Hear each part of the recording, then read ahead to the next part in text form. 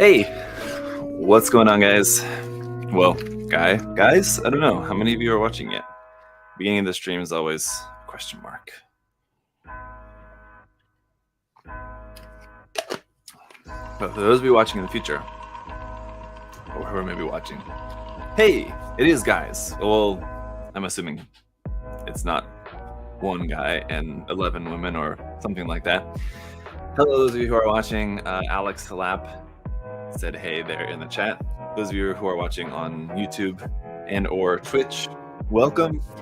We're building this premium Bandai master grade kit here today, and already got all the parts here, cut out, separated, cleaned up, and I'm gonna be building it in order. The manual, this version of the kit, I should say, of the Impulse, it still separates into the different flyers as the Impulse Gundam does, although I feel like for this particular version of it, it's not really necessarily meant to, in my mind.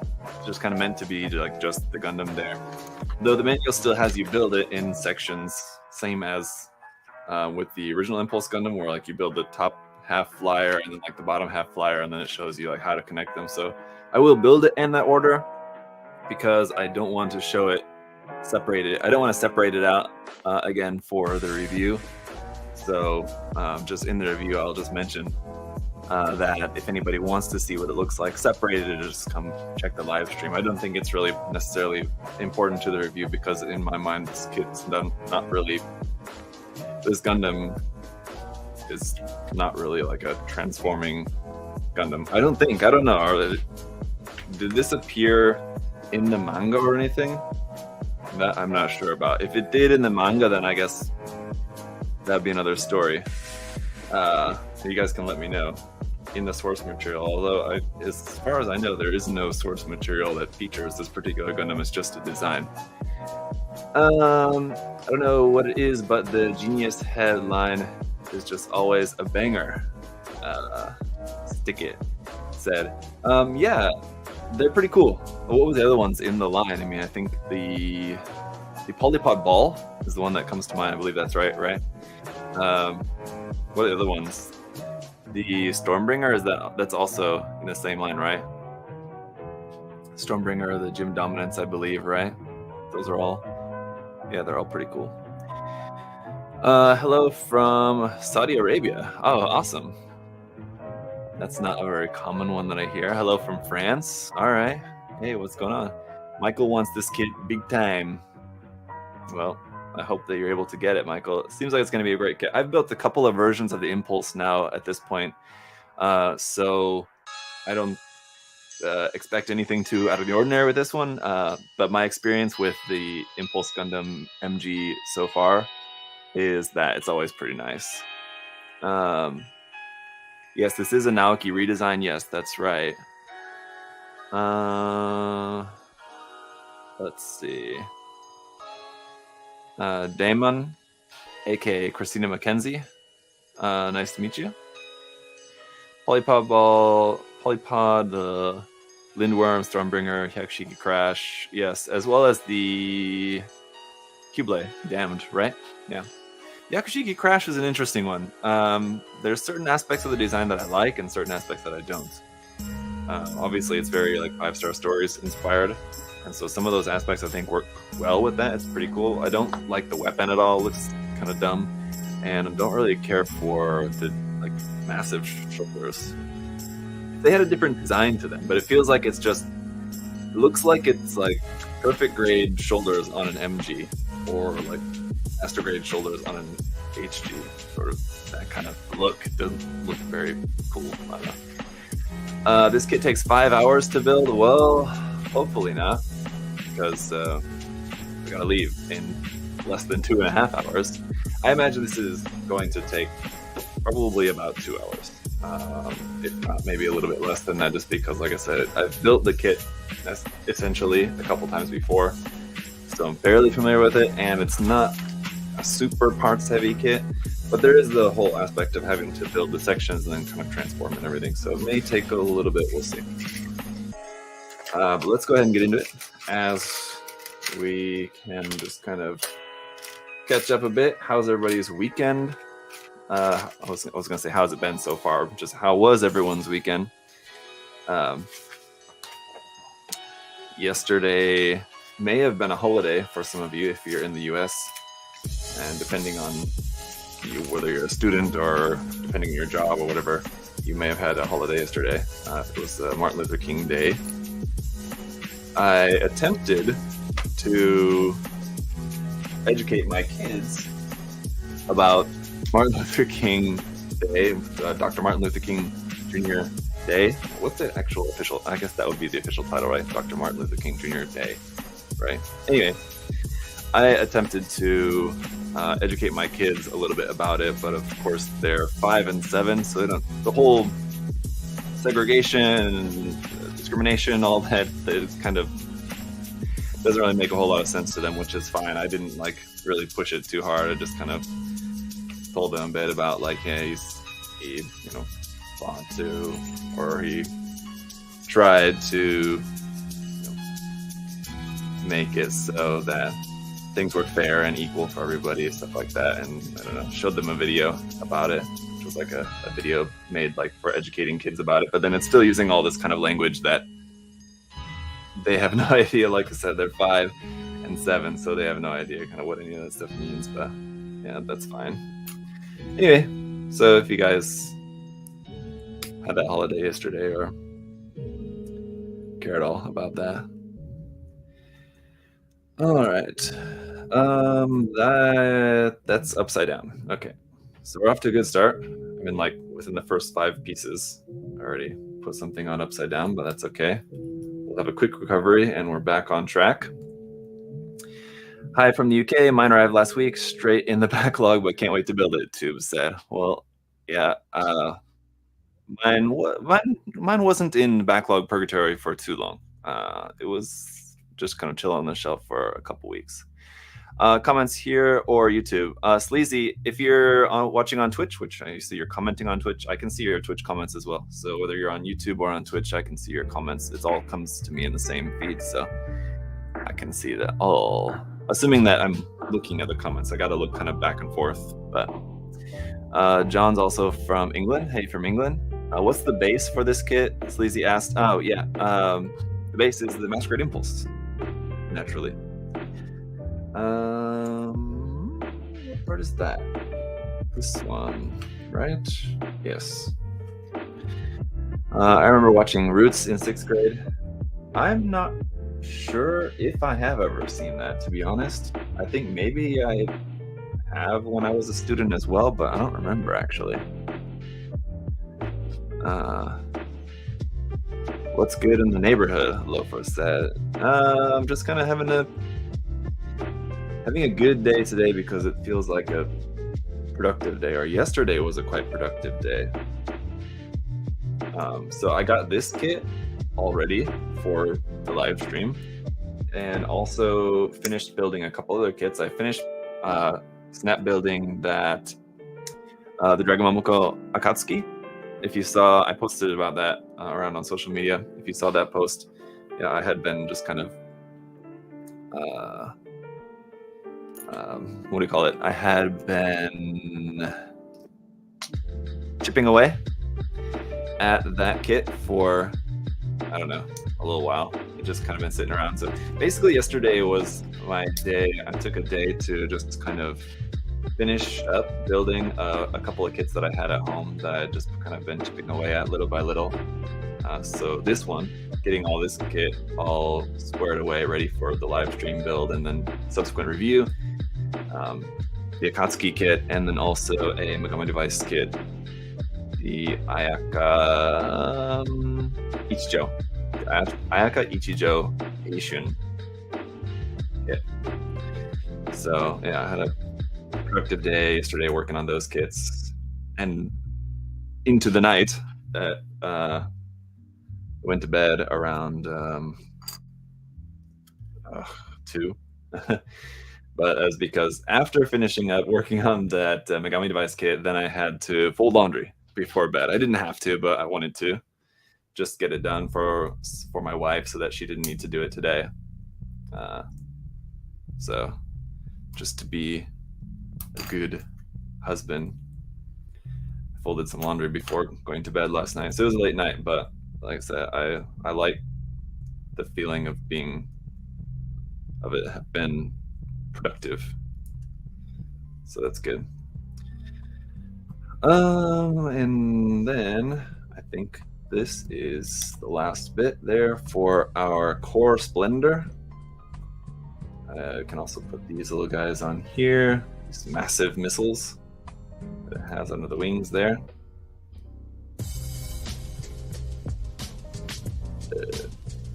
There we go. I think those wings are not spread out all the way because the missiles are not straight, but there we go. And this nose cone should fit. There we go. Should fit into place. Okay, there's a core splendor. It's gray. Let me do this. That'll be easier. There you go. A gray and white version of the core splendor, which is pretty cool. It has the canopy on there and our little pilot figure inside there, which I think I don't have them like quite pushed down there. Maybe I do properly, but it looks pretty cool. Very nice. And there's landing gear. The landing gear I just have separate. I don't have it here.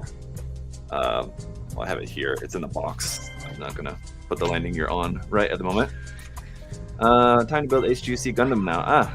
Can runners be put in the regular recycling? Yes. I mean, it depends on where you live and what type of recycling system you have available to you, but you should be able to recycle the runners, yes. And you should, if you have that option available, if like a recycling system is available to you where you live, yes, I would encourage you to recycle. I do. I recycle mine. Holy marzipan, that Gundam is cool. I want MGX Impulse Gund like you. Pico said, okay. I have a box of runners and my boyfriend hates it. Yeah, I have. Okay, so maybe you guys can help me with this because for all last year, I kept all my runners. So downstairs here in the warehouse, I have 4 boxes full of runners, and I thought it'd be cool to do something with it at the end of the year, which would be now. So I need to figure out what I want to do with that, just to kind of show you guys in some kind of interesting video, like a 1 year's worth of runners that I went through. And I'm not really exactly sure what to do for the video of it. So Zodiac is the funny comment there on Twitch saying, you told your wife you would and forgot until 2 a.m. didn't you? No, Zodiac, that was not the circumstances of folding the laundry, although that is not, I mean, you're not far off with that, I guess. I mean, that has happened many times before. But what happens is that I told my wife that I would, and then I forget about it and go to bed, and then in the morning I'm in trouble. So it's usually not the case that like I forget about it until like way late. It's just that I forget about it until it's too late, and that's not a good time. But right. It's a cool idea. I just pitch all mine. Well, I hope that pitch means pitch them into a recycling bin. But again, yeah, if you don't have the kind of services available for you, I understand. It's a shame. I'm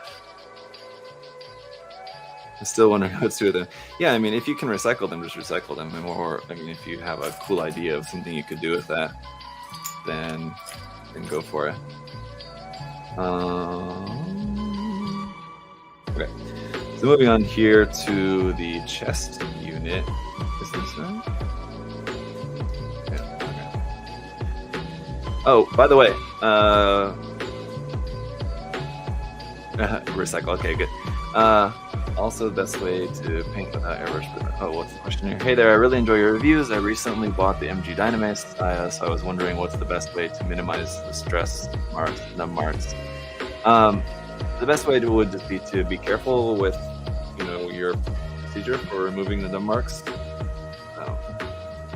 I do most of my, when you guys see the kits and reviews, most of the nub removal is just done by knife. I rarely need to use like a sanding stick. Sometimes I need to, but most of what you see in the reviews is all just done with a knife. So, and I'm confident in saying that, most of the time I don't have a lot of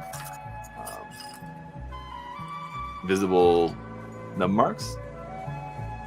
Either that like they're sticking up or that there's like the little white stress marks and stuff like that.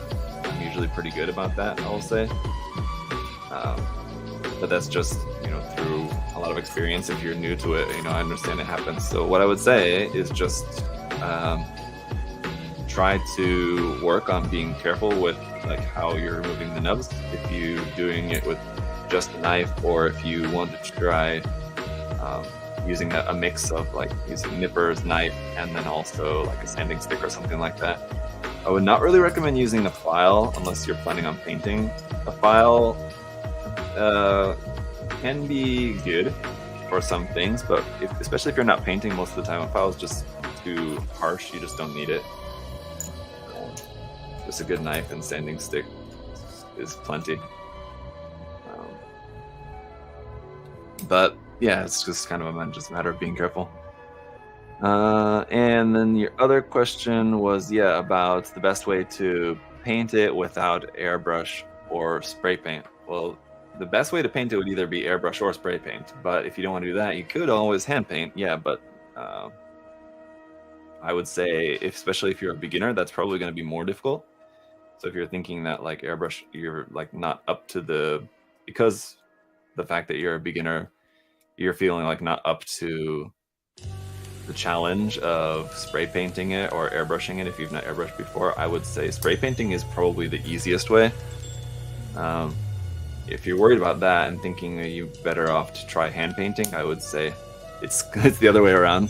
Hand painting is probably more of a challenge, and there's different ways to do that. Spray painting is kind of like the easy way. Let's see. Oh, the other thing I wanted to ask you guys too, those of you guys who are watching live, how is, and I know there's a couple other questions here I'm going to try to get to. There, I see there in the chat. But I want to ask you guys, how is the music level? Because we said it last time, but then unfortunately it didn't save, and I didn't remember what the level was like at the time. So you guys, can you let me know how is the music level? It's too loud, you can't hear it at all, or it's too quiet? Let me know so I can adjust that as needed. I want you guys to be able to hear it just so you have something in the background, but you know, obviously if it's too loud, like you feel like you can't hear me, then that's not good. Unless you don't want to hear me, that's fine. You guys said it's good, it's not overpowering, okay. You guys said it sounds pretty balanced, okay, cool. Let me just kind of make a mental note where the level's at. 26, 25% around there, okay. Okay, cool. Now, as for a couple of things I saw there in the chat, let's see. Severe ADHD here, and my wife is a saint for putting up with my hyperfocus and forgetting I even told her I would do something. Oh yeah,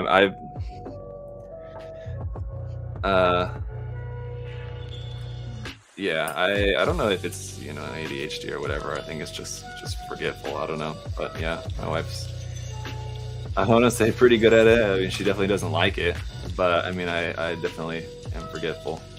Yeah, I can relate to that.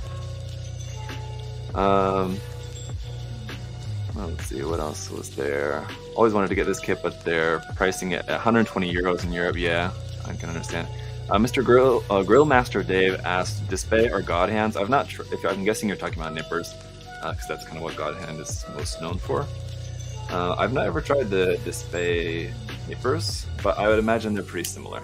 Like the Display nippers, God Hand nippers. What I use is just our USA Gundam Store nippers here, and I find them all, you know, all the ones that I've tried similar, like single blade nippers, are all pretty comparable. So I would say whatever you prefer, whatever's available at a good price, I would say go for it. I wouldn't say like, oh, get the God Hand nippers, even though they're a little bit more expensive, they're worth the extra price. I wouldn't really say that. I don't believe that. Are they nice? Yes. Are they worth the extra price? I don't know. Not really. Probably not. But hey, if you want, then why not? It's up to you.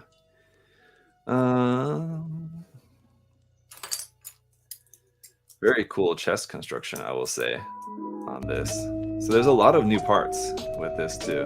There's a lot of new parts in certain areas, I guess I should say. Like there's not as much new on the legs, although like what is new is like a they're parts that are very noticeable. But yeah, like, so here is the chest. Yeah, I also have the waist parts here. So we're gonna also skip ahead and look at that. But here's the new chest part. So I like the added vents down here below. That's really cool. Cockpit hatch still opens up like that. Pretty easy, but nice color separation, really nice detail on there is quite cool.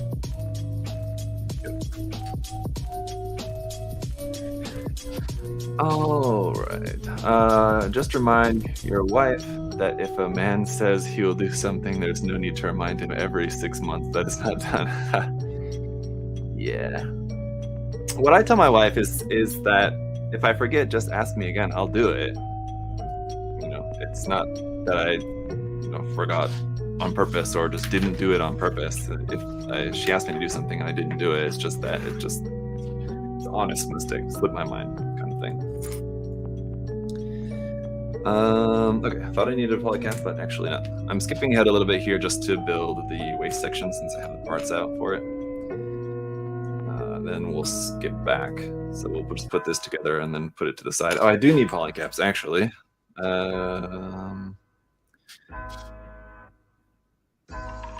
Let's see. What would be your process on removing nub marks on the shiny gold bits on the Shin Musha Gundam Sengoku no Jin? Jay, I believe you're talking about that new, I guess it's not new, recently announced kit that they're going to be reprinting for P-Bandai. Anyway, if it's one of those Sengoku, it's one of those Shin Musha Gundam kits, I believe that those are not undergated, unfortunately. I'm wondering why this part was so loose in there, because I had it in the wrong way. I believe those are not undergated, in which case there's not really much that you can do in removing the marks. Basically, your only option is just to try to minimize the damage done when removing them. So I would say I would limit yourself to just using a knife in that case, because any type of sanding or filing obviously is going to take off more than what you want of the gold. Using a knife very slowly and carefully is the best way to just make sure that you're only removing as much gold as you need to just to get rid of the nub. But either way, you're gonna have some stuff left over there, or stuff missing, I guess I should say, gold missing from that. Let me see. This is right? Yes. Interestingly, the new front skirts for this have no backing piece, which is kind of a bit of a shame. I mean, the underside skirt parts are always just kind of like a nice added bonus, considering they're so rarely ever seen at all. They really aren't. It's not really something that's ever kind of really necessary, but it is nice to have those there. So for this kit, it does feel a bit of a shame that there's no backing piece for the front skirts, or the back skirts for that matter. There is a lot of detail there, but an actual separate piece would have been nicer.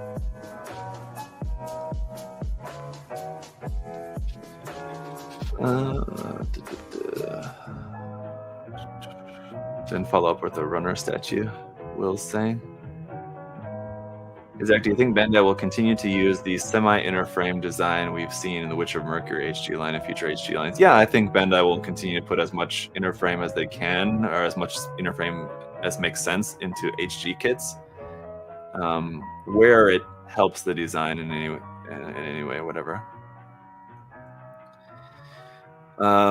Okay. There's a lot of stuff in the chat that I'm trying to get to, but I can see there's a lot that I'm missing as well. So apologies, guys. But if you have a question, that you would like me to answer directly, I mean, there's people in the chat that are also just answering questions, which is good that people have. But if it's a question you have for me specifically, you can put your question in all caps. Just don't spam too much all caps in the chat, because it bothers some people. But just so that it's easier for me to pick out on the chat, if it's a question, if you just put it in all caps, that's fine.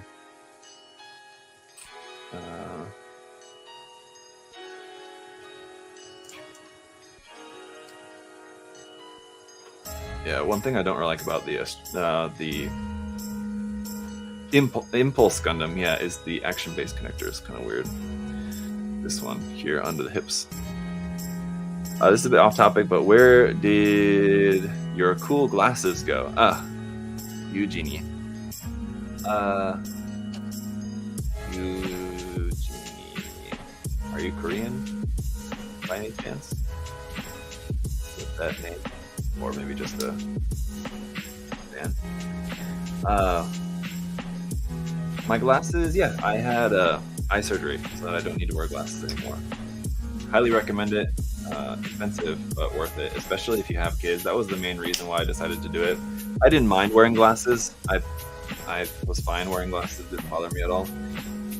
But the reason I decided to go ahead and get the surgery was just because I thought it would just make it more comfortable to play with my kids, especially for like swimming, going to the beach, stuff like that. It's uncomfortable to do with glasses. Could do contacts, yeah, but I've never been able to do contacts. I can't touch my eye. I just can't do it. So, and I can actually see better now than I could when I had glasses. It's pretty incredible. Like it's amazing, I'll say. But yeah, highly recommend it. Depeche asks, when's the next Japan trip? Man, I don't know. I wish I could tell you. I wish I knew. I wish that there was one even remotely like in the works, but there's just not at all at the moment. And yeah, just a big part of that is, number one, Japan only just recently opened up for tourism again. And so I know there's a couple of people here on staff here at USA Gundam Store that already have their trips planned.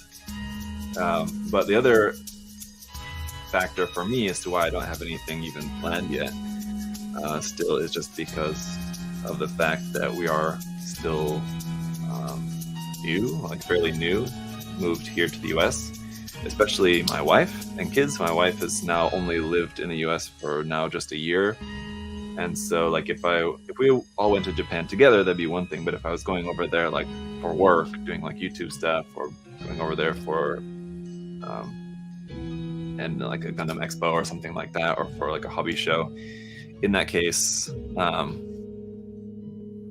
wouldn't either. If we didn't all go together, I wouldn't want to leave my wife here with the kids alone for like 5, 6, 7 days yet.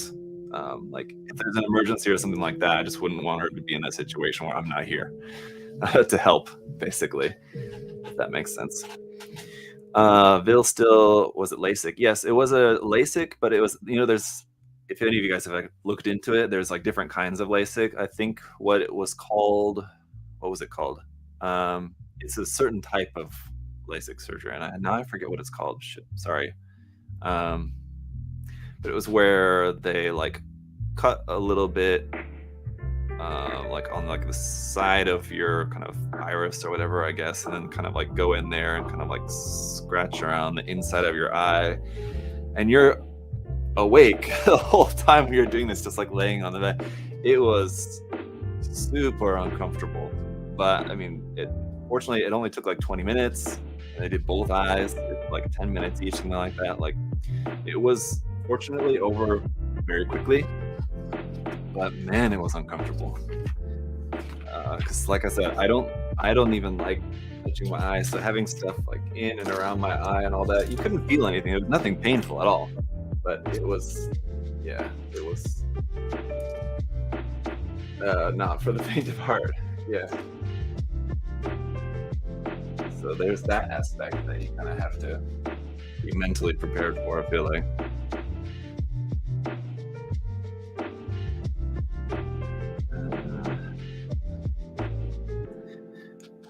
I wish I could remember what it's called now. Damn.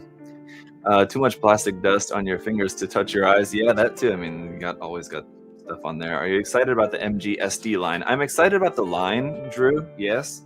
The Freedom Gundam is not one of my favorite designs, so I'm excited to build it just for the experience, but it's not my favorite Gundam, so I'll build it and I'll enjoy it well enough, and I will be very much looking forward to whatever the next kit is in the line, because that will be hopefully one that I'm more excited about personally. But at the very least, I mean, it's a new line. I'm sure it'll be cool. So I'm looking forward to that.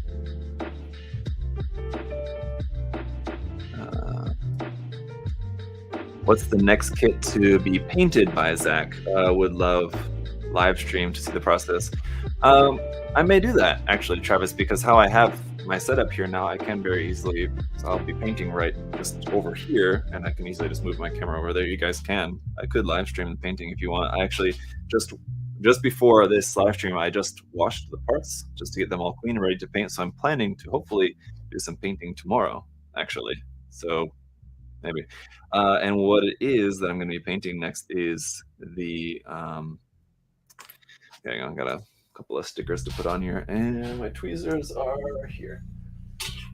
The kit that I'm going to be hopefully starting painting tomorrow is the frame arms kit bash that I was working on. So if you guys remember, about a month or so ago, probably it's been a little bit now, I did a work in progress video on a frame arms kit bash.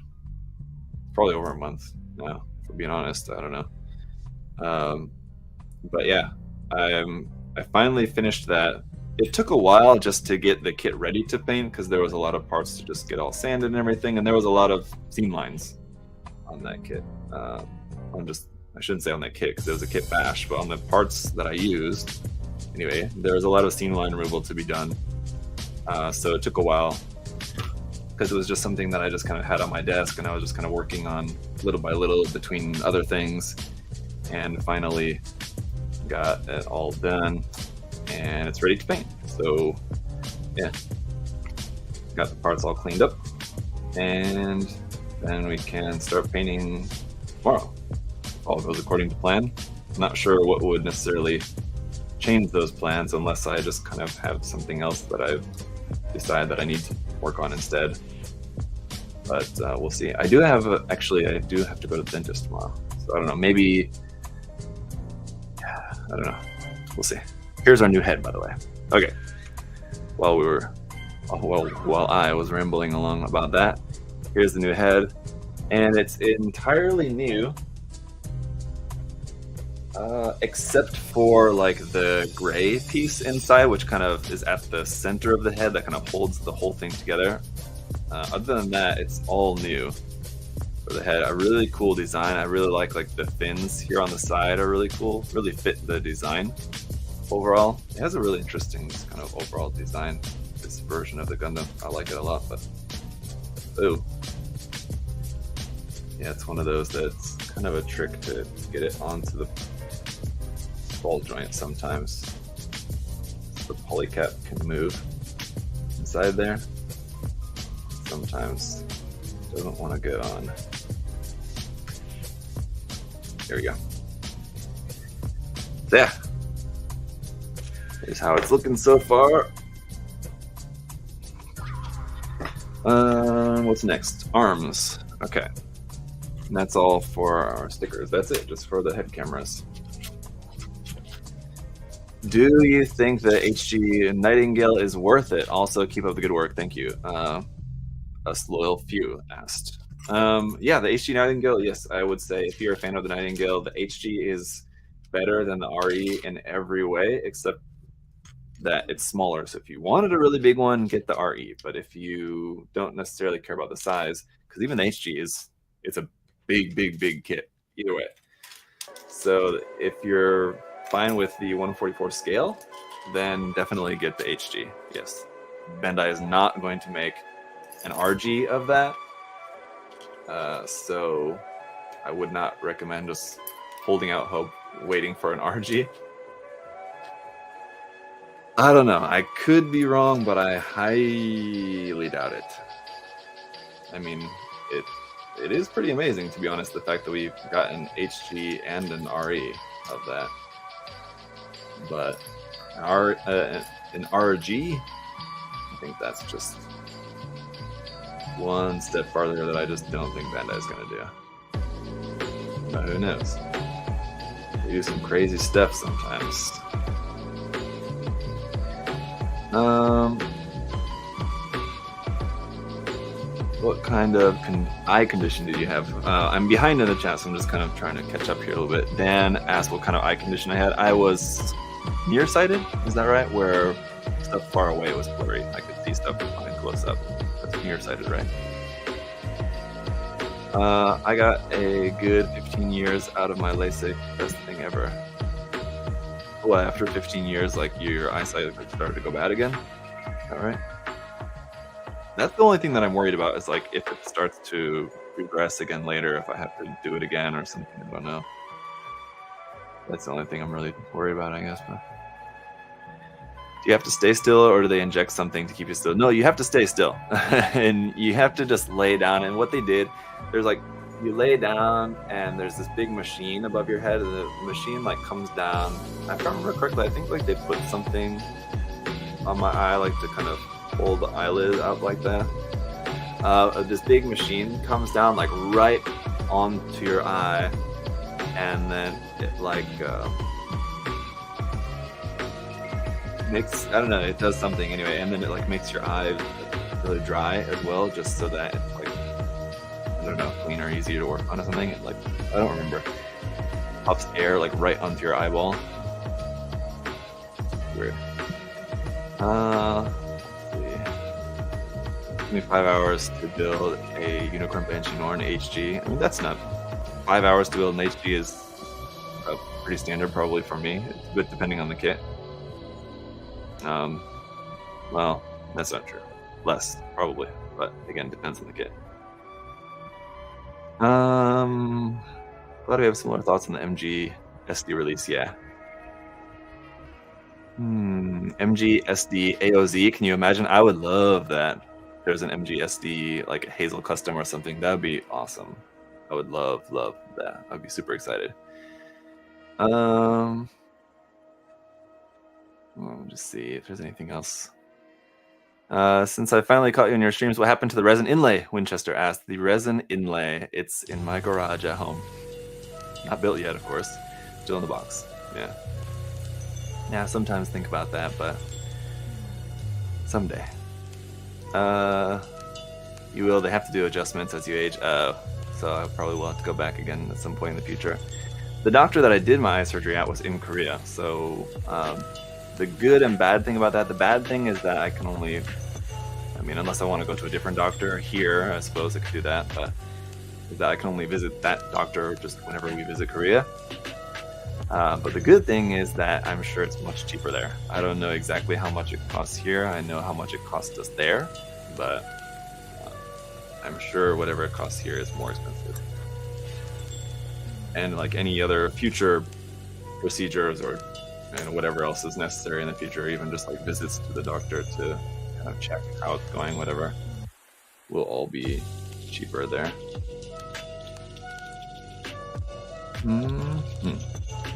Okay. Let's do the arms up next, and then we'll do the legs. Yeah, so we're kind of back on track. I know I said I was going to follow the route of the instructions so that we can kind of build it to show it in the top and bottom form, and we will. We'll get to that here. Just kind of building around in different sections as we're going along.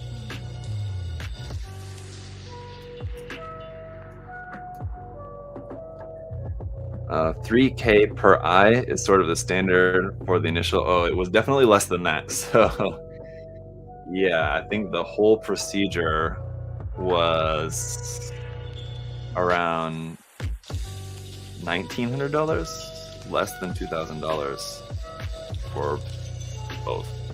So yeah, definitely cheaper over there then. Whew. I think it probably depends. Doesn't it probably depend on like what's the type? Like I said, I know there's a few different types, and maybe one's like cheaper than the other, but maybe one's like more permanent than the other. I don't know.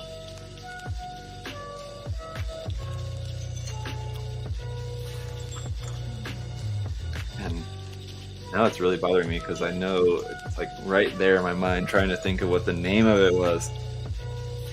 I just can't think of it.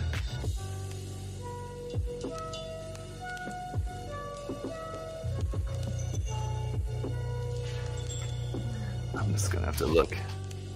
It's the same reason. What is it? I want LASIK, but my face looks so barren without my glasses. Yeah, to be honest, like, I do. I mean, I don't know. I just don't really care that much one way or the other. But I mean, I don't want to say that I think that I look better with glasses. Is that I was just used to seeing myself with glasses because I wore them for more than 10 years, 12 years, 13 years, something like that anyway. So I mean, like, it's just a long time. I'm still kind of every now and then. It's finally starting to stop now, but like for a long time. It's been 14 months now since I had the surgery. And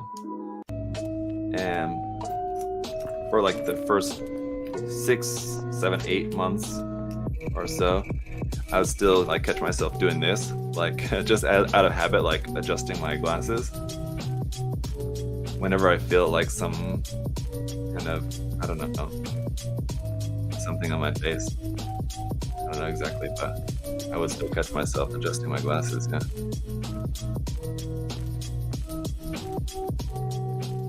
So it just takes time to get used to, I guess. Been watching your builds and reviews for years. Thank you, Yosef. I appreciate it. Some procedures require less to be done, so they can cost less. Yeah, that's what I would imagine.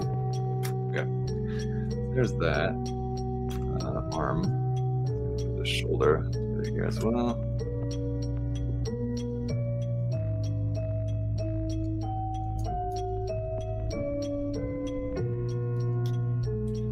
Cool shoulder design. This design overall kind of is very edgy, just in its design. It's got a bunch of like sharp edges and stuff everywhere, is what I mean. But it manages to do it in a way that I like. A lot of some designs when they're kind of like the Exia Dark Matter is an example of one that's just kind of like too edgy for my taste, and even even some different versions of the Death Scythe, for example, would be another one. Like, a lot of people really say that when it comes to like Master Grade wing kits, that they really love the Supernova versions. But one reason why I don't is just because a lot of the Supernova versions of the wing designs are too edgy for my taste. This one is one that I think is done in a nice way. Like, it does have a lot of those elements, but it's not obnoxious. Forgot to put this part here for the side of the arm.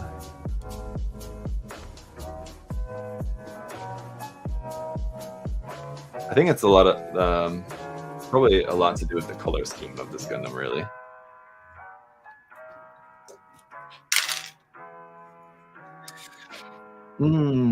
What's your opinion on the Eclipse thing? Yeah, the Eclipse, it was a fun build. I liked it, but yeah, I don't know, not that much.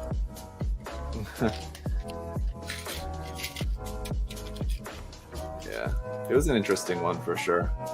Just the transformation didn't do anything for me at all. I didn't like the transformation just because I don't really like transforming full suit designs all that much, like, ever. But that one, so yeah. I very hardly ever really like a transformation.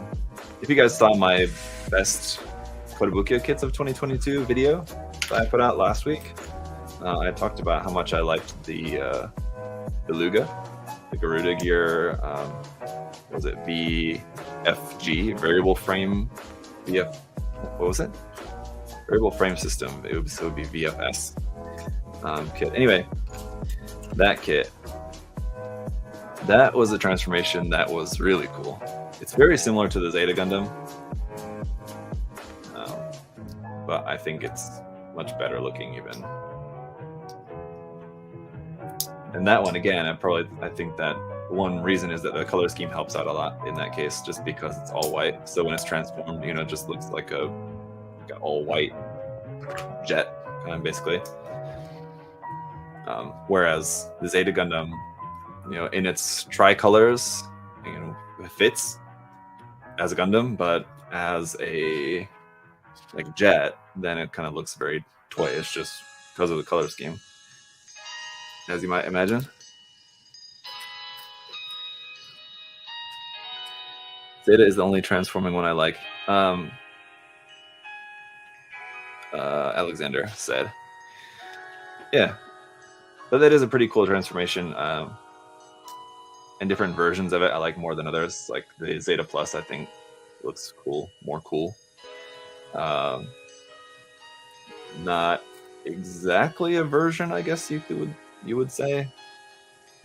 Yeah, because it's a different line. The Delta series are pretty good, like the Delta Kai, Delta Plus, especially the Delta Plus. Yeah, have some good-looking transformations there.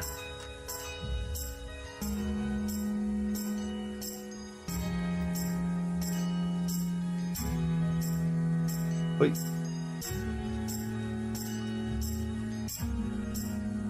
Am I doing something wrong here?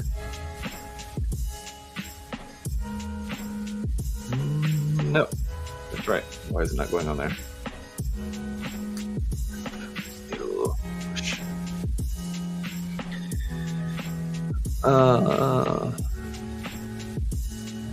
There. What is it? Kyros looks good. Yeah, Kyros is not bad. Not bad.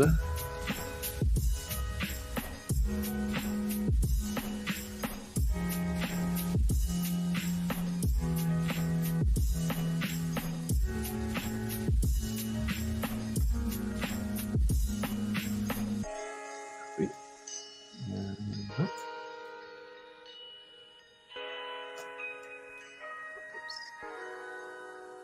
So we got the elbow armor there.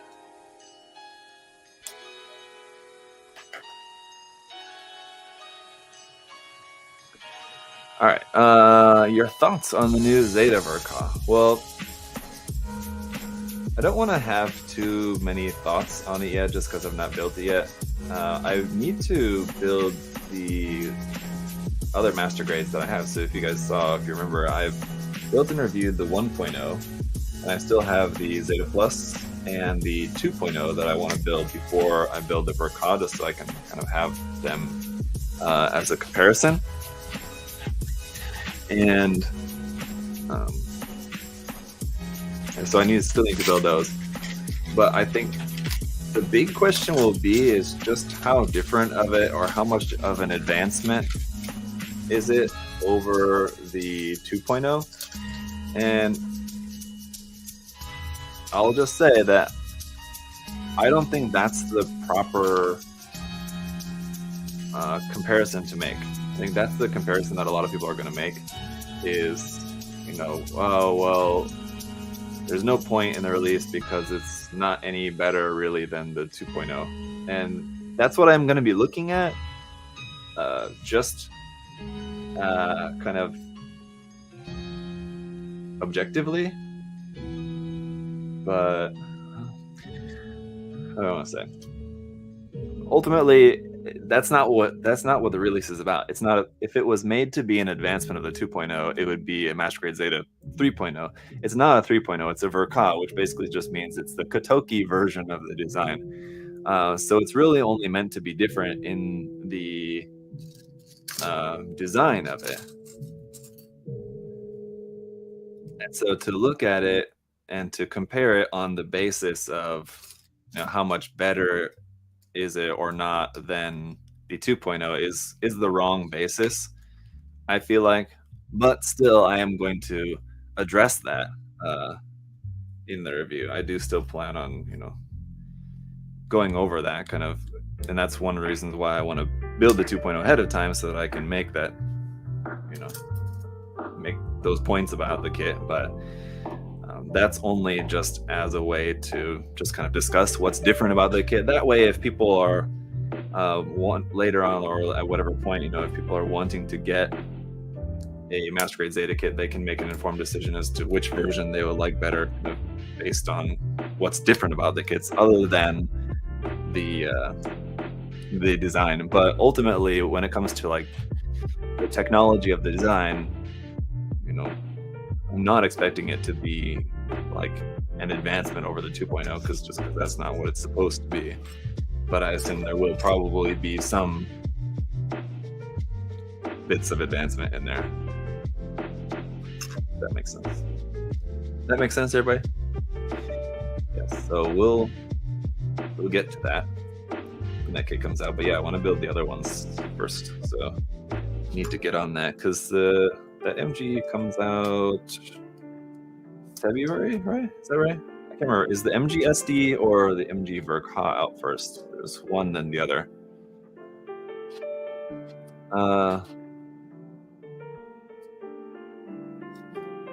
Let's see. Gotta run some errands. It's been nice talking to y'all. See ya. Hi, it's ZJYT. Hello. Okay. Shield.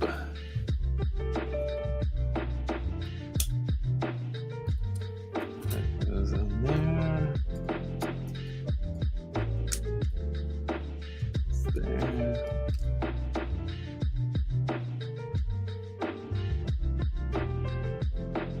Trying to make sure that I'm not missing anything up here because I feel like there's a lot of parts here and the shield is going together too quickly as I feel like I'm forgetting something or I'm just about to.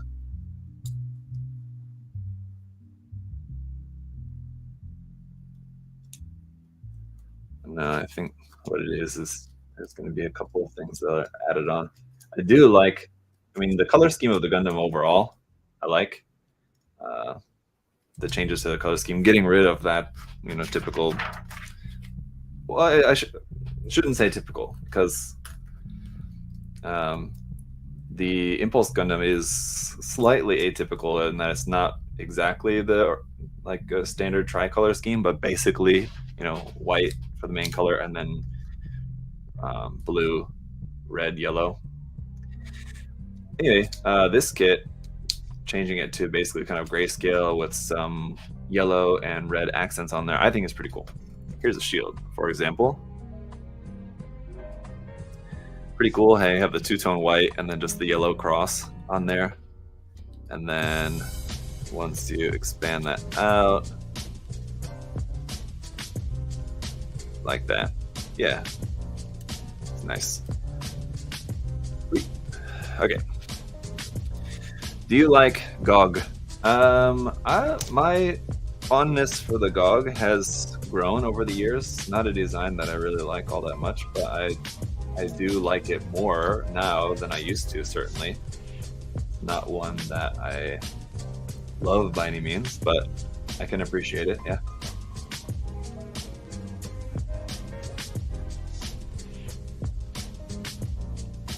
Right.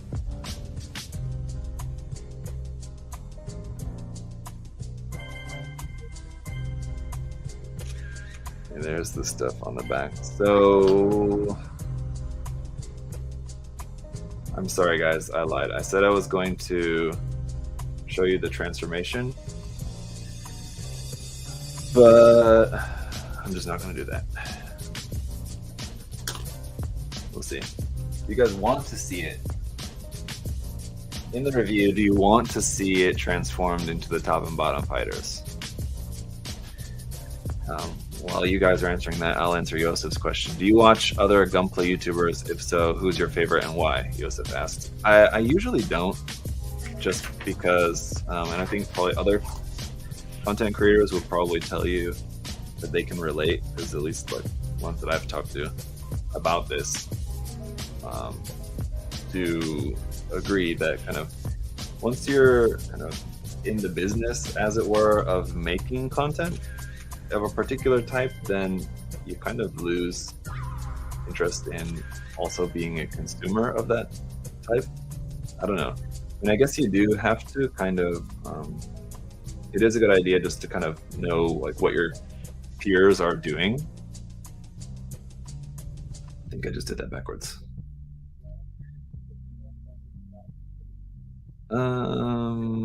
Let's see, hang on, sorry.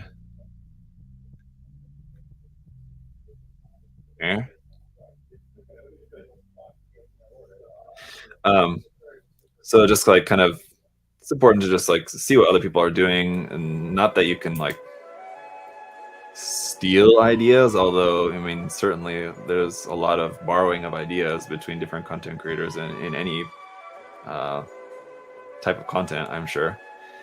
Um, but yeah, just to kind of see what others are doing, I don't know. Uh, and but yeah, as far as who's my favorite, yeah, I don't know. I really couldn't say. Let's see.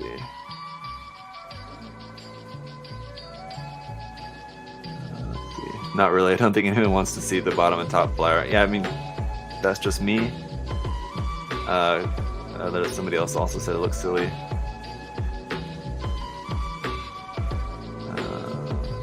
What form of the Gelgoog would you like to see next? Chase asked. I would like to see some more Master Grade Gelgoogs.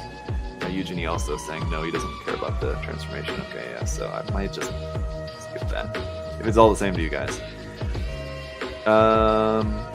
But yeah, next Gelgoog, I would love to see some more Ace Pilot MG Gelgoog based off of the 2.0 because that Uma Lightning's custom high mobility type Gelgoog was such a great kit that, you know, I was hoping that we were gonna see some more of that kit, some more Ace Pilot log kits, but so far nothing.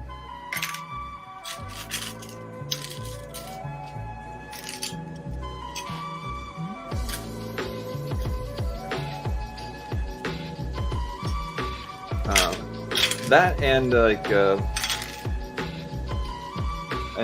RG Gelgoog could kind of be cool, but honestly, I would just prefer an HG Revive Gelgoog. If you gave me the choice, like what would you want?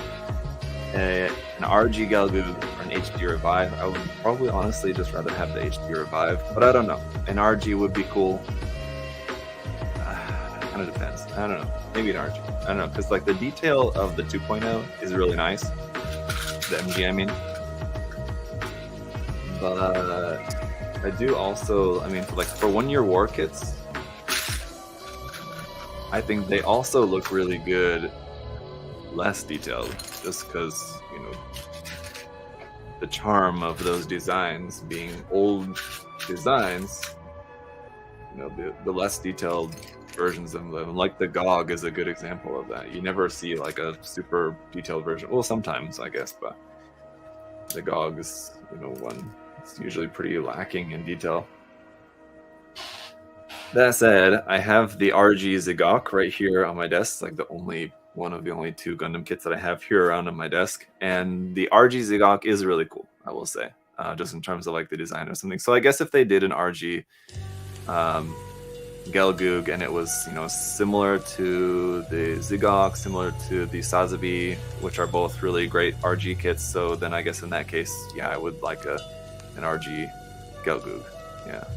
But I would also really like an HG Revive Gelgoog. Either one of those would make me very happy. I do love the Gelgoog.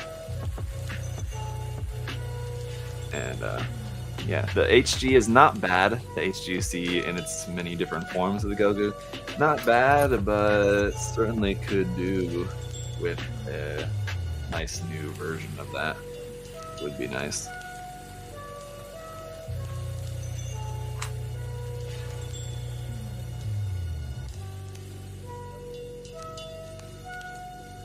Got a little nub mark here that I missed.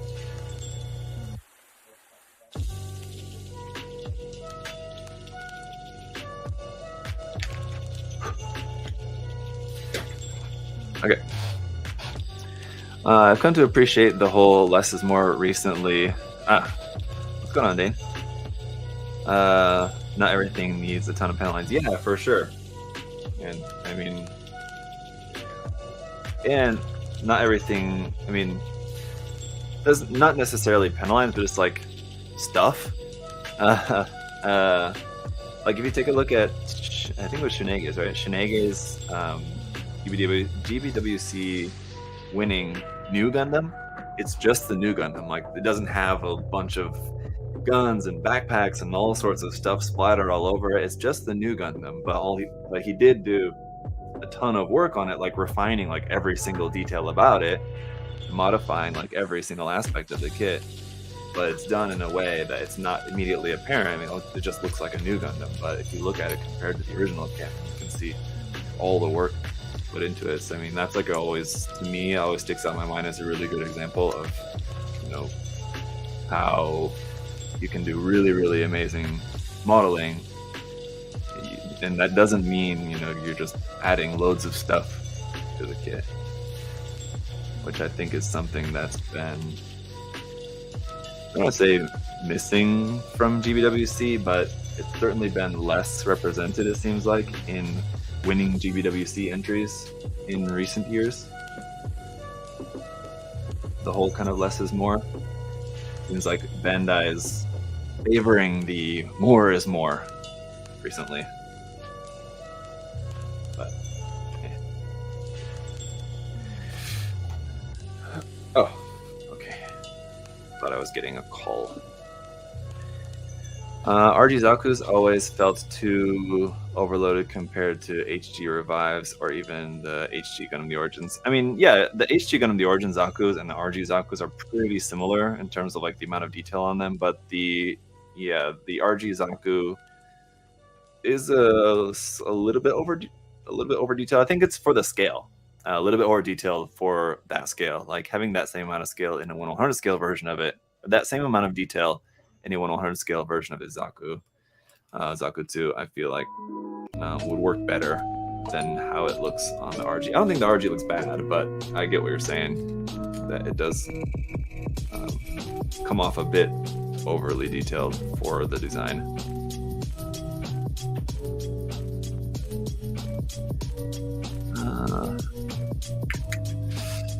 Was Shenlong the only release in the HGUC line last year? Yes, that's right. Right, with it not being a UC, of course, but yes, in that line.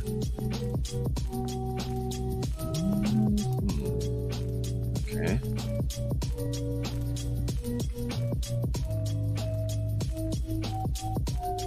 Yeah, that was an interesting one. Hey.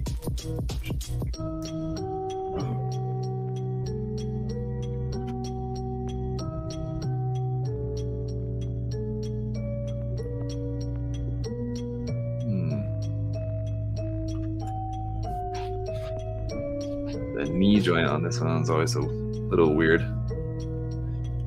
C5.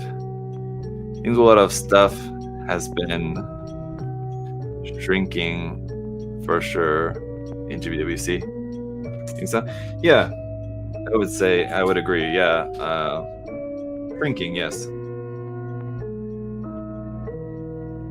but you still see a lot of that winning. I don't know. I feel like everything in GBWC has been shrinking a bit, just because it's just kind of been a little bit out of sight, out of mind in recent years.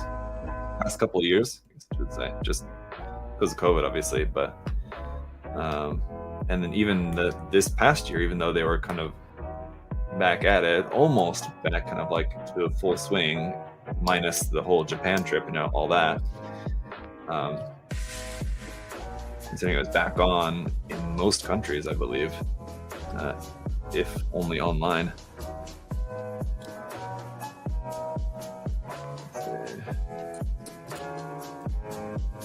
It did still feel kind of like there wasn't a whole lot of attention paid to it. That could just be how it felt to me. I don't know.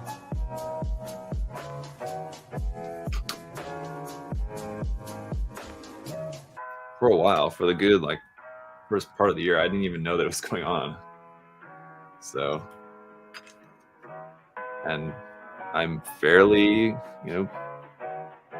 involved, I guess, like in knowing like kind of what's going on in the community, I guess you could say. I'm back in the US, and then like to be in the US and not know that GBWC was going on in the US.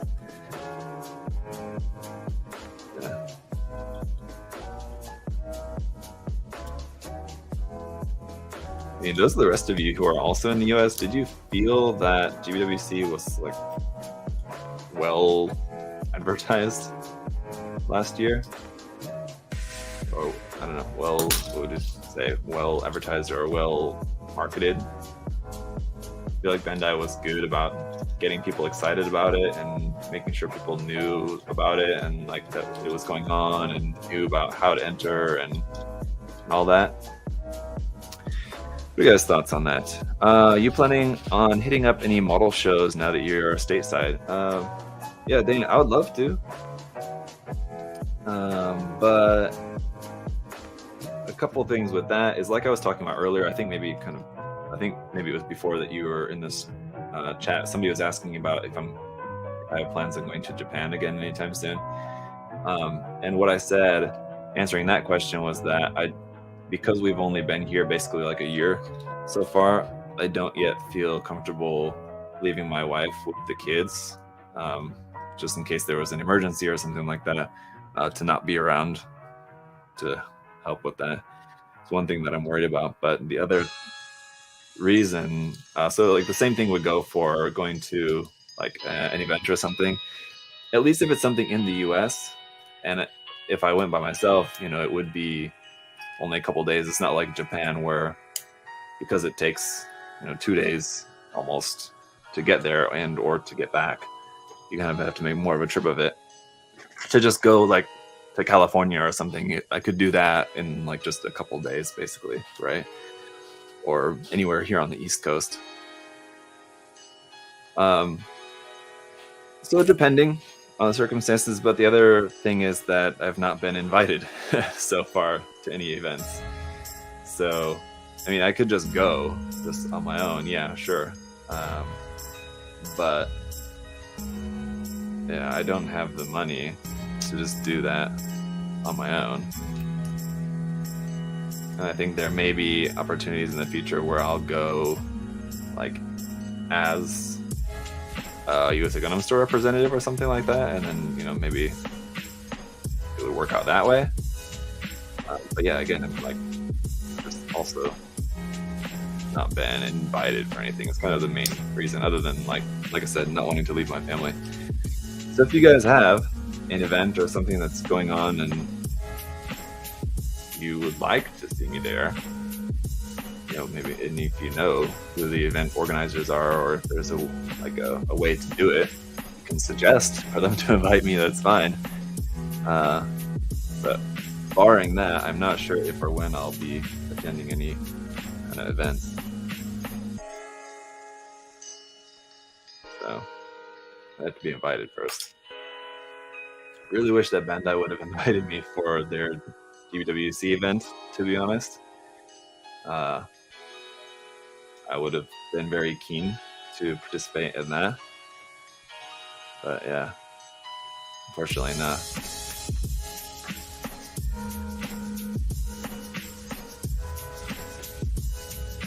Let's see. Not this time anyway. Who knows what may happen in the future.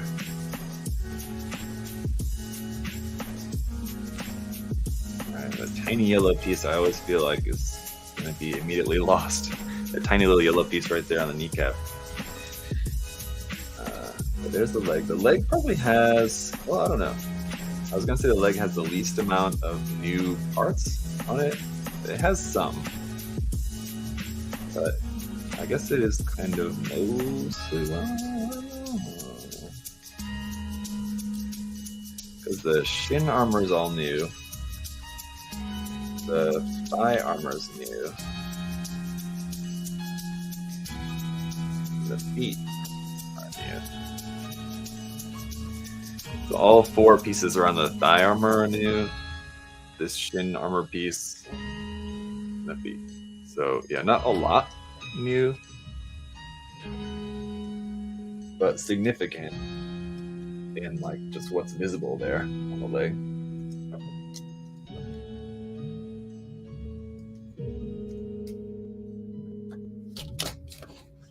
Yeah. Okay.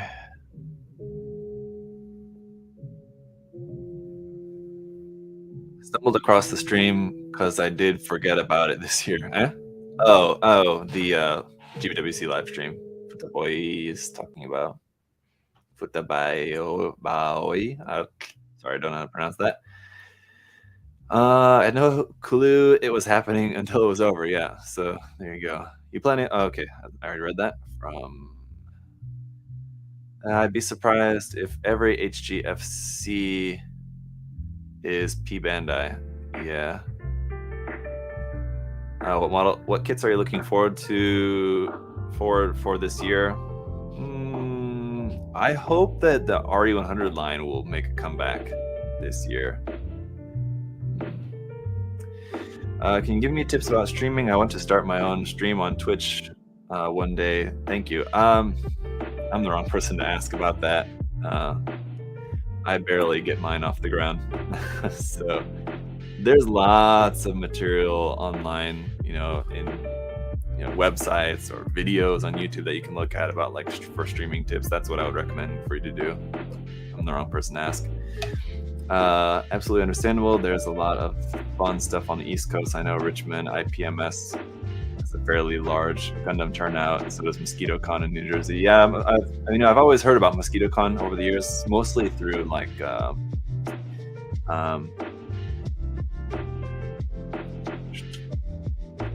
Strider Prime, through his channel, because I know he usually goes, right? My IPMS chapter is hosting a show in Myrtle Beach in March. That'd be awesome.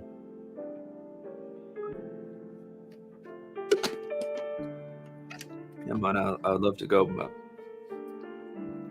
it's hard to go to travel around. It's just expensive. So if I'm invited, that'd be awesome. But I know for shows, different places like that, they don't have a ton of money for bringing in judges, so it's understandable.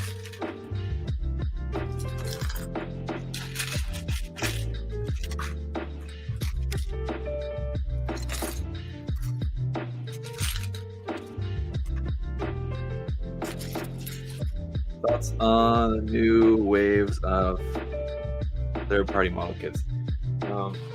I'm not sure exactly what you're referring to, but let's see. Sorry. You have to let me know exactly what you're talking about, but on recent third-party stuff, I will say that there has been a lot of definitely an uptick in third-party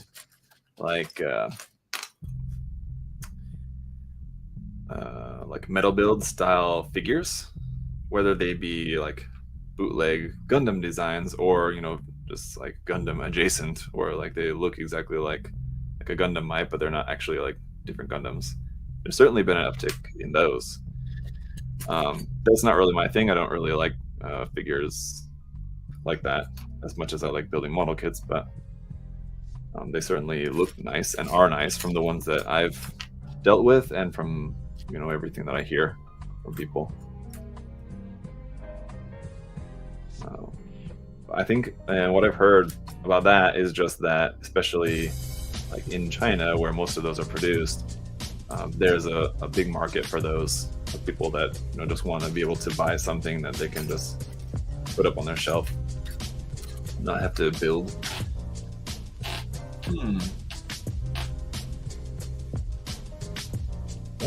Am I missing? Oh, okay, they're there. Am I somehow missing the piston parts for this ankle? That would suck. They're just hiding.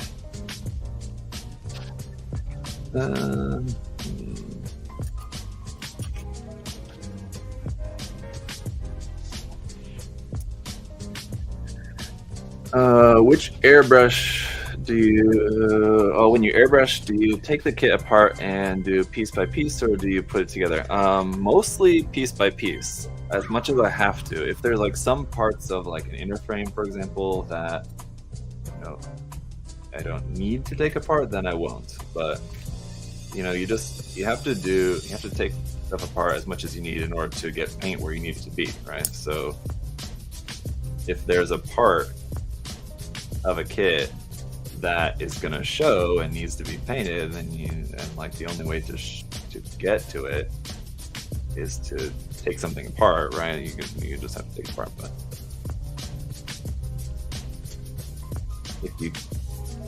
if you can paint something successfully and not have to take something apart, then yeah, by all means.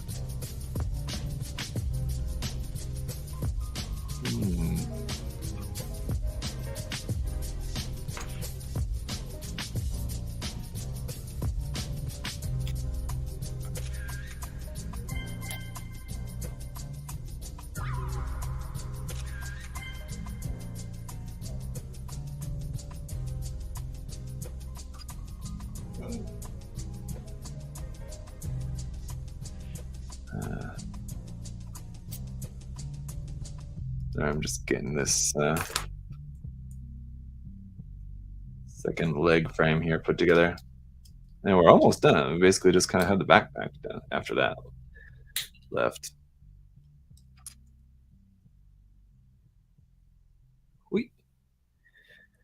Anyway, all right.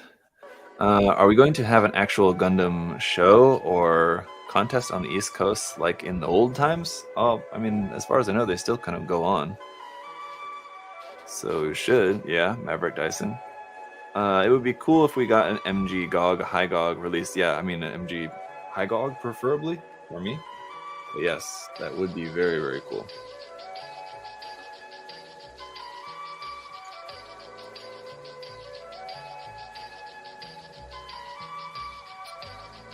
I would love an MG GOG. That's one that I would like when people ask, like, what's a kit that I would like to see. It's one that I always forget about, but it's definitely one. Assuming that I remember it, if I remember to mention it, it's one that I would definitely put very high on my list. Yeah, I would definitely love an MG High GOG. I would even be totally fine with an RE100 High GOG. I know a lot of people have a lot of mixed opinions on the RE100 line. I enjoy it a lot, and I would not mind at all, because it would give us a really cool looking 100 scale High GOG. It may not have all the bells and whistles of a full-on master grade, but you know, would it still look great? Yeah, and so I'd be happy with that.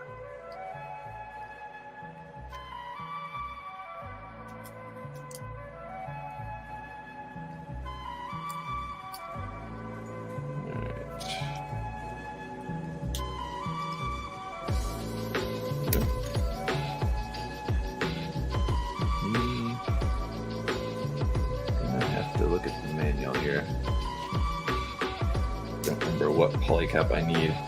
What was the polycap that I need for the foot? You guys remember? Don't look on. Just look at the polycaps and see whatever's missing is the one that I need. Whatever there's one missing of, but there's two of. Let's try that approach. I'll just put ankle armor on here. I'm gonna guess it's 6. There we go.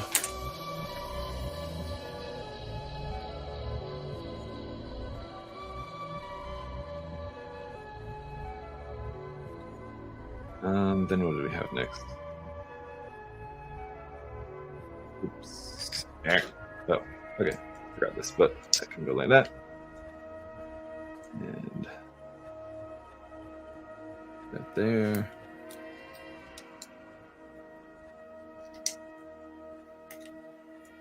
There.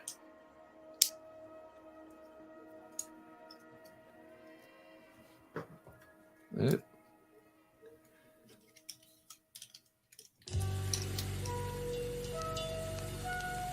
Okay. Oops. Get those pistons together. Okay. There we go. Okay. G said, "Hello, Zach. Do you keep up with any sports? Any favorite teams? Show stream, by the way, enjoying so far." Thank you.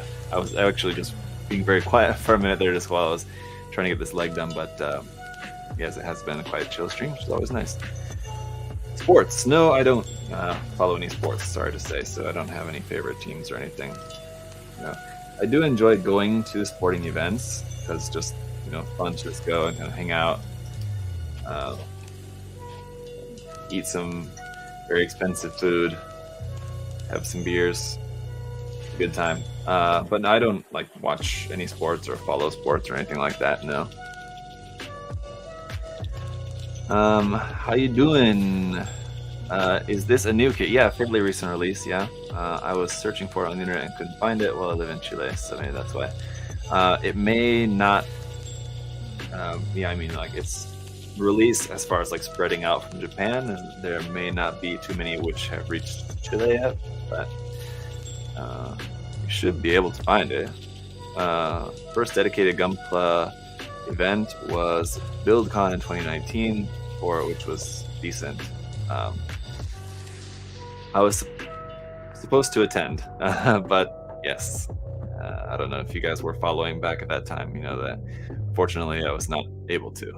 So yeah, I'd love to see more out of the RE100 line. I kind of liked that line a bit more than MG. Yeah, I wouldn't necessarily say Silas Dane. I wouldn't necessarily say that I liked it more than MG, for me, but it was nice. It was just a nice line to have. I mean, just to get those designs that we got out of the line, really. Right.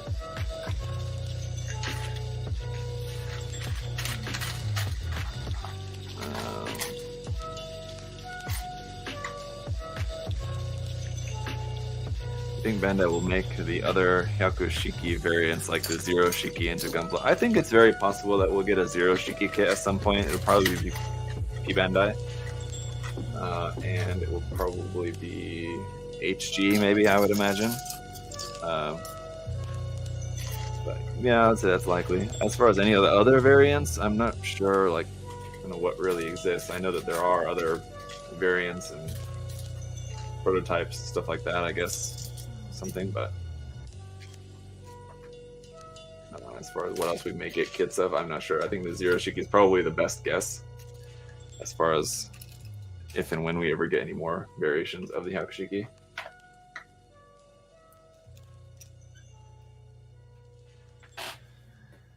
All right, this is all backpack stuff now. Really enjoy your content. Keep doing what you do. Been following since the start. Thank you. Spoilers. Said. I have to go to school. I live in Asia, so nighttime for us is daytime. Yours, yes. As you know, I was just recently in Asia, living in Asia for a long time, so I understand that how the timing goes. Ever do a lightning game? Dan asked. What's a lightning game? I'm not sure what that is. Let's see. Do you keep up with the Gundam anime shows if you can? Yeah, if I can. Wolf Saints, yeah. I've not been keeping up with Witch of Mercury. I watched the prologue and I've not watched the series at all yet, unfortunately. But I like to when I can, but just kind of busy. Would you be building more resin kits specifically from 5-star stories? Not necessarily probably from 5-star stories anytime soon, but I will be working on some more resin stuff probably in the near future. I do want to do another resin conversion kit. I want to do a video on how to resin conversion kit. I'm certainly no pro at it by any means, but I can do a video on it. Just kind of give some pointers, just so if people are interested in trying it out. Why is that everything on HLJ is backordered? Yeah, well, Gunpla, even in Japan, there's a lot of Gunpla has just not been easily available. Stuff, whatever Bandai makes is just getting sold out straight away. Yeah, so that's going on even there in Japan too, so, which is obviously where HLJ is located. So. All right, let me get started on this. Hello from Korea, Aaron's Dice said. Hello there, I miss Korea a lot. So I'm very envious of you. It will be a while before we get the Saddle Suit Type F in MG as well. Yeah, I would guess so. So Zach, why is Diluc your favorite Genshin character? Diluc is not at all my favorite Genshin character. Blue Falconer. He was my my first like DPS character, yeah, as he was for a lot of people who played the game from fairly early on. I think I started playing in 1.1. But yeah, Diluc not my favorite Genshin character.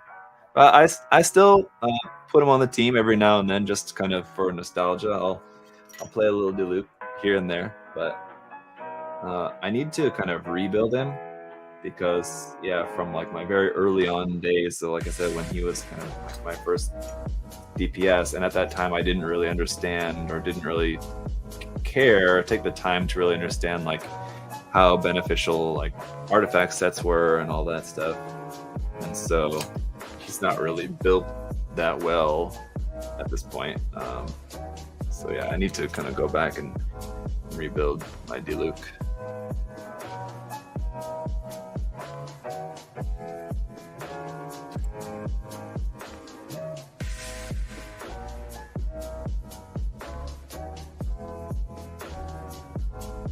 Wait. Just a heads up, it's a slow burn for G-Witch. I'm fine with that, yeah. I mean, like, I don't watch Gundam anime, like, wanting the entire thing to be action sequences. Like, one thing that I love about Unicorn is that it's kind of similar. It's like, there's a lot of just kind of like character development stuff in between. But then when you do have the action sequences, they're really, really well done. Really good in that series. Let's see. Can confirm was in Japan recently. It was hard to find things. Yeah, I've heard that from a couple people. Yeah, who are either living there or who have traveled there recently too. Did you ever finish that Rosenzula resin conversion kit? No, I've not. And so that's probably one of the ones that I'm considering doing for like a resin conversion kit project that I want to do soon. It'll either be that Rosenzulu kit or there's a couple other options that I'm considering, but yeah, that's one of them that it might very well be.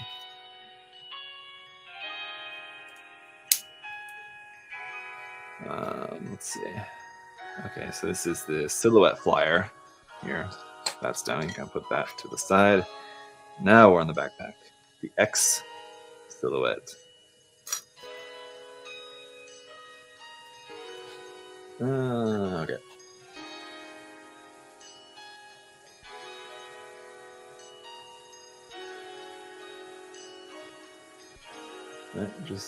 Those just kind of sit in there like that, eh?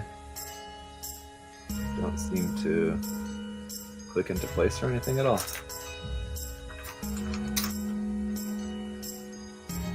Interesting.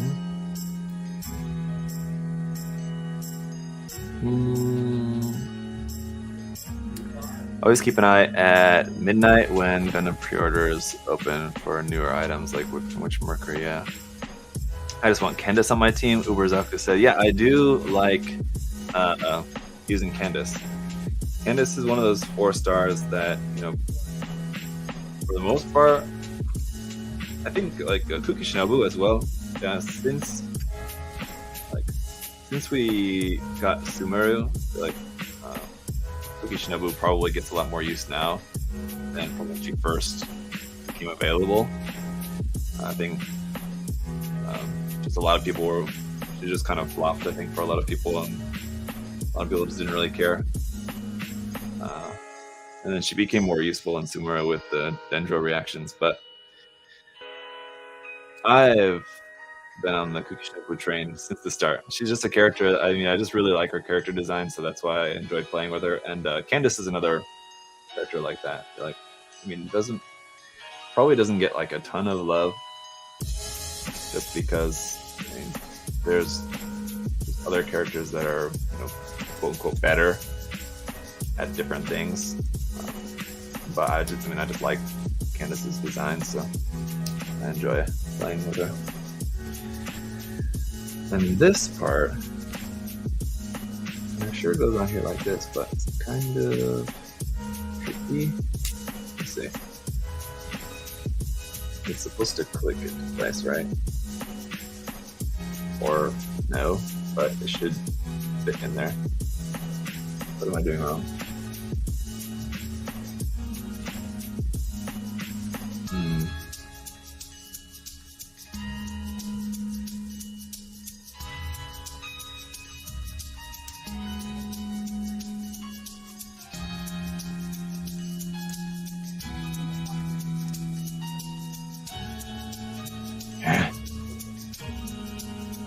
Oh, yeah, that part's backwards. Right, that's why that's not working. Okay. Oh.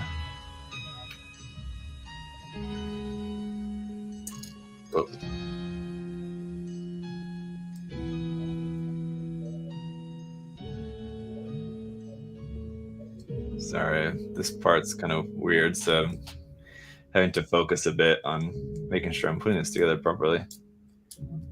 It's kind of a bit weird and wild. There we go. That's much better. Now it's on there properly. Whew! Okay. Are you excited for the Figure Eyes Blue Eyes Dragon? No, just not a Yu-Gi-Oh person. Just not something that I'm interested in. I probably won't build and review it. What Gundam anime would you recommend for a beginner? I mean, well, the original series definitely. Zeta. I don't know. Like, there's a lot of different ones. I don't know. Watch a bunch of different ones. Just kind of see what you like. That's kind of a bad recommendation because you want to know like where to kind of start off as a beginner. But yeah, it's hard to know what you'll like until you've tried a few different ones. So it's really kind of the only thing you can do.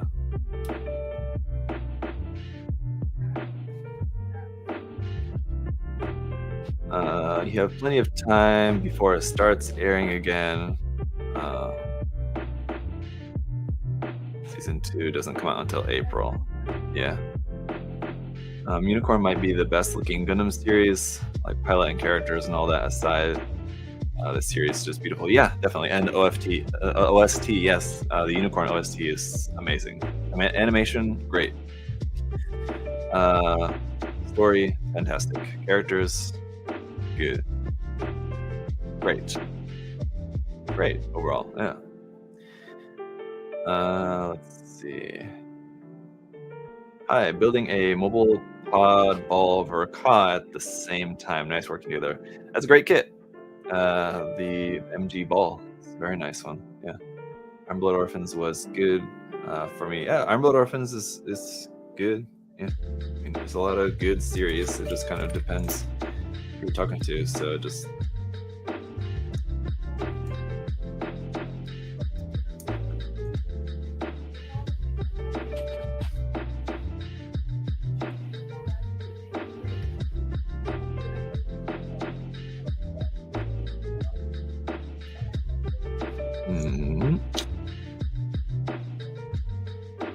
All right, hang on.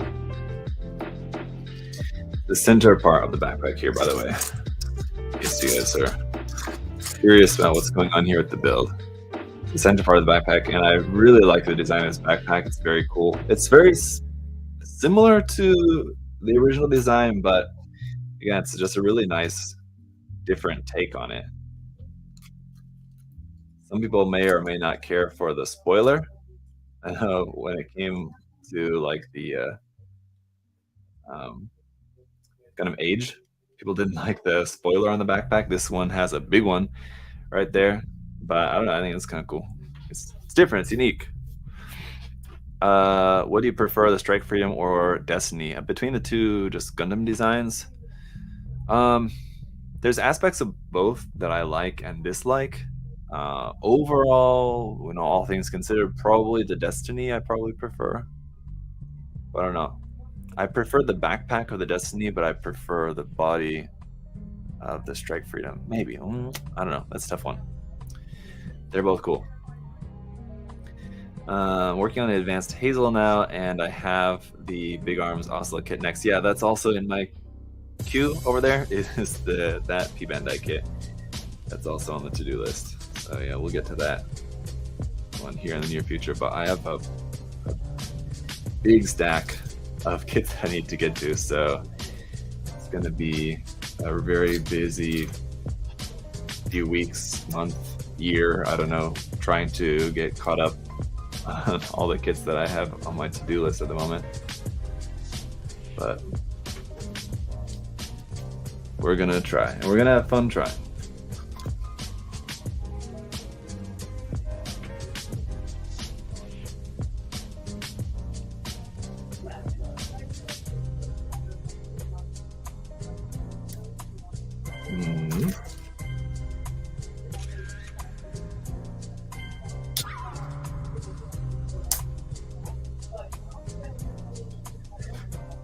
All right.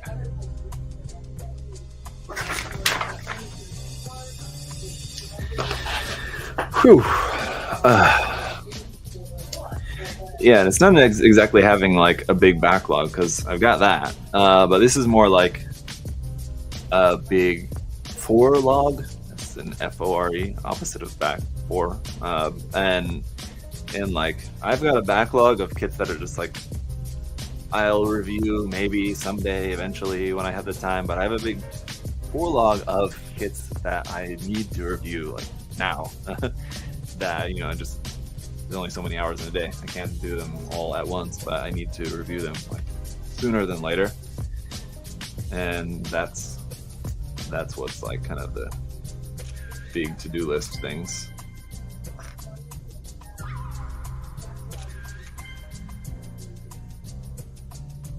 Yeah, and I'm doing this times 2, right? Yeah, okay.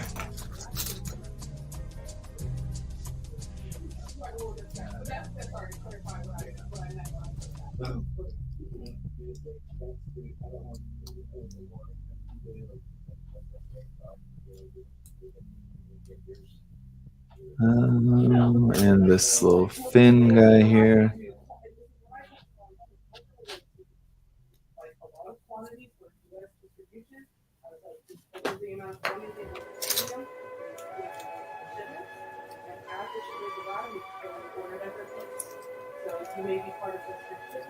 Alright, so there's those bits, which go on the side.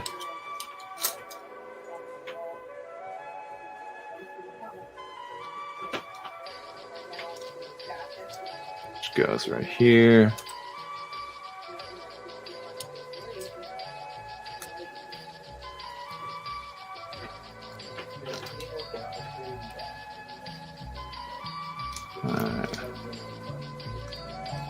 Got just kind of a lot of wings going on with the backpack.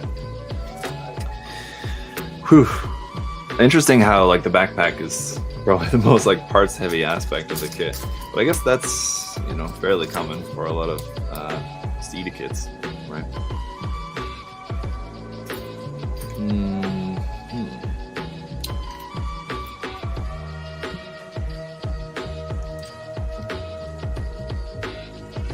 That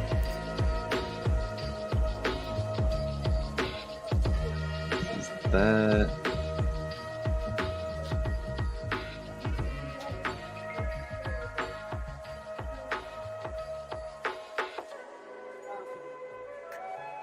This is that.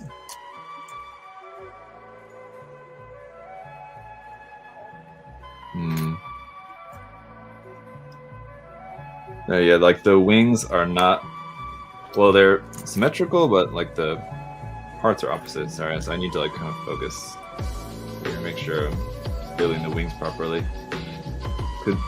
Couldn't bear the embarrassment of going to the review and then I've got like some parts, 2 of the parts on the wings are switched around backwards or something, and then somebody's got to tell me in the comments how much of an idiot I am.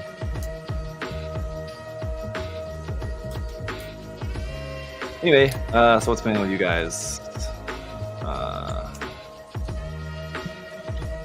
Bought the MGX Unicorn a while back, and I'm just intimidated by the box. And yes, it's stupidly expensive these days. Yeah, I wouldn't worry too much about it. Depending on what you want to do with it, if you are planning on actually like painting the kit, I mean, yeah, I'll tell you, it's a bit of a chore to paint, yeah, but I mean, it's not a difficult kit by any means. It just takes a while. Because how I did it was I built it so that I could, do the review, and so that I could build. I always like to build, whatever it is, whatever the case is. I like to build the kit first before going to paint it, so then I just kind of have a better grasp on the kit. For that particular kit, though, yeah, it was challenging because, yeah, I had to build it, and then so I built it without the inner frame, or without the LED set in there, because I knew that having the LED set in there would make it that much more difficult to take apart later. So I built it without the LED set, had to take it apart, paint it, but I couldn't.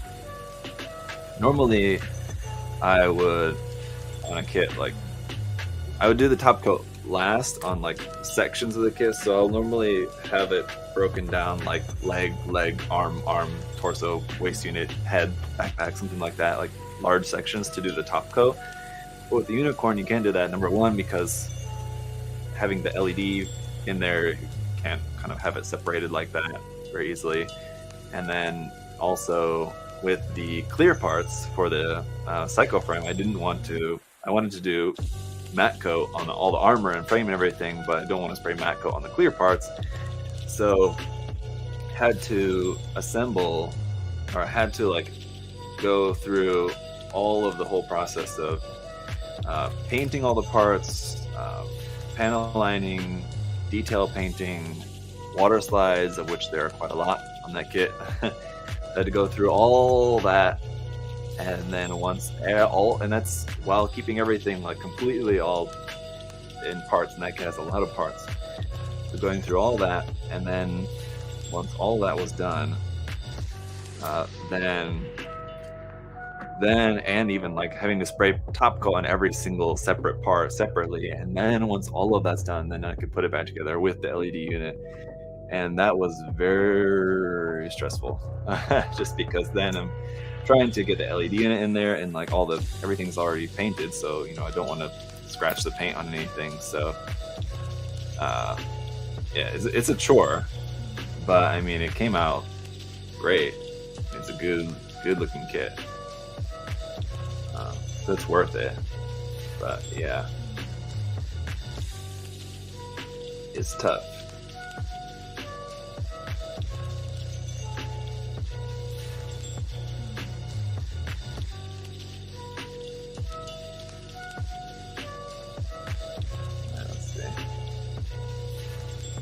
Just about done. This is basically the last little bit here, just this last set of wings.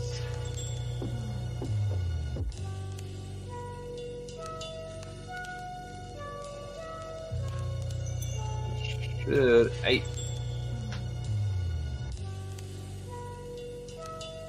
get that in there. Oh, it's the wrong part, that's why it's not fitting in. Okay, now we got it. Try that again with the correct part. There we go. And so these go with the pointy part down.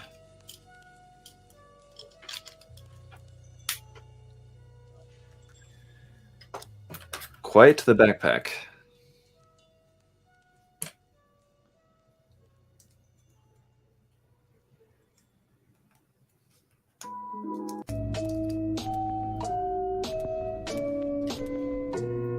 Shorter one or the longer one?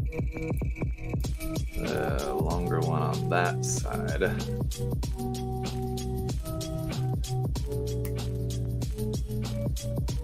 All right.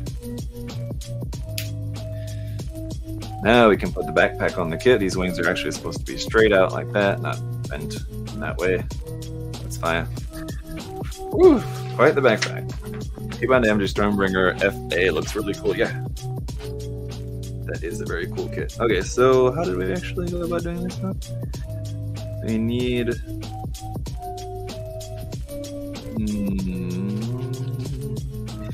to fold up the or splendor transformations. So remove that, pull the wings back, fold the nose down, fold this entire section in like that.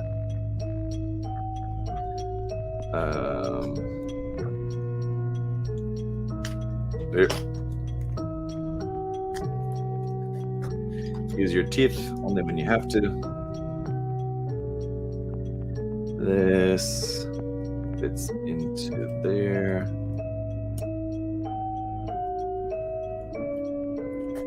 Right? Hang on. Ooh, let's see.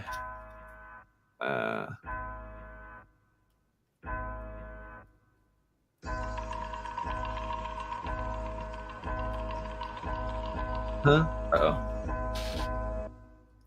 So these folded. Oh, these wings are meant to push up into there. That's why I'm like thinking. Okay. I also forgot to fold those. So I've just like forgot to put in like all the wings. That's why I'm trying to put that in there, thinking like, there's no way this fits in there like that. Because it goes like that, and then we can put this into here. And that holds that into place on the back like that. Right. Okay. Very good. I have to put these up.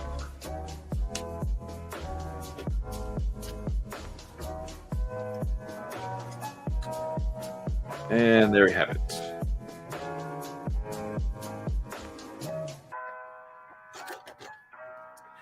Very cool. How does the shield fit on the arm? I guess you gotta have the shield like on the side, because the way that this plugs on,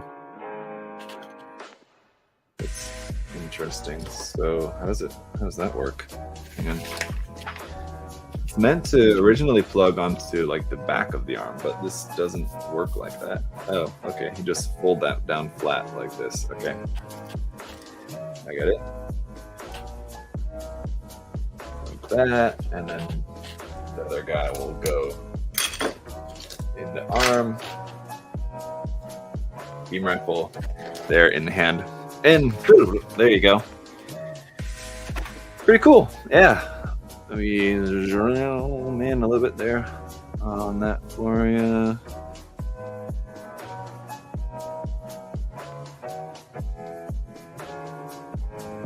Ooh. Very cool. Yeah, I really like this version of the Impulse because it's still somewhat recognizable as the Impulse Gundam, but not that much really. Like if you just look at this just right off the bat, you wouldn't say like, oh, it's the Impulse Gundam, just with like a couple different colors and different equipment. It's quite a bit changed to the design that it looks like its own thing. So I really like that.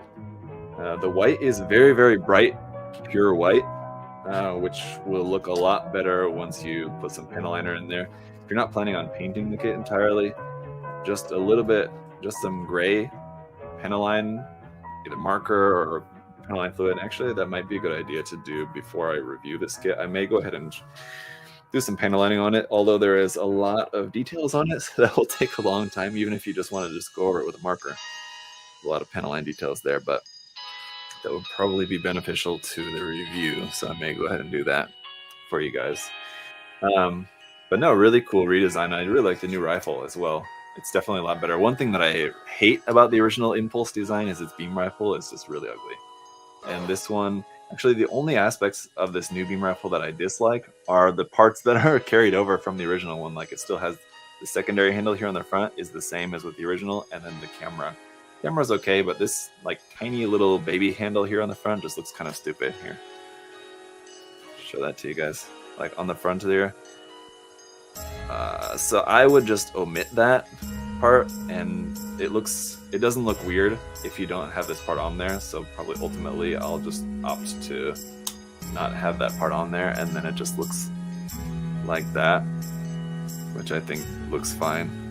I don't know, we'll see. But so what do you guys think? Legs are still very much Impulse still. Yeah, for sure. I mean, especially with these vents right there. I mean, that basically, like I said, this whole knee and calf section is not changed at all except for just the colors. So That was just the thighs and the shins, which are new, but yeah. So, but aside from that, I think, yeah, it very much doesn't look like the Impulse straight off the bat. What's the worst MG you've ever built? I don't know. Honestly, the Goof Custom's probably up there. I just remember being really, really disappointed with that one, because probably just because I love the Goof Custom design so much, and that kit was just not that good. No, that kit really needs a 2.0. I'm gonna wrap up the stream here for today, guys. I'm hoping to do some painting tomorrow. If I can, I may try to live stream that. So if you guys want to tune in tomorrow, I may try to live stream some painting for you tomorrow afternoon. We'll see, but stay tuned. I'll let you guys know if I do decide to be able to do that. I know I'm able to do it, so just a matter of kind of getting it set up, or if I kind of just want to just focus on getting the painting knocked out. I definitely won't be able to talk, so it would just kind of be, you can just watch me paint basically, which I don't know how exciting that is, but if some people care to tune in, then maybe. Anyway, so we'll see. Anyway, guys, thanks for hanging out today. I'll have this kit reviewed sometime soon. There's a couple of kits ahead of it in the queue, so it'll probably be maybe next week, probably. But I'll see you guys then. Bye-bye.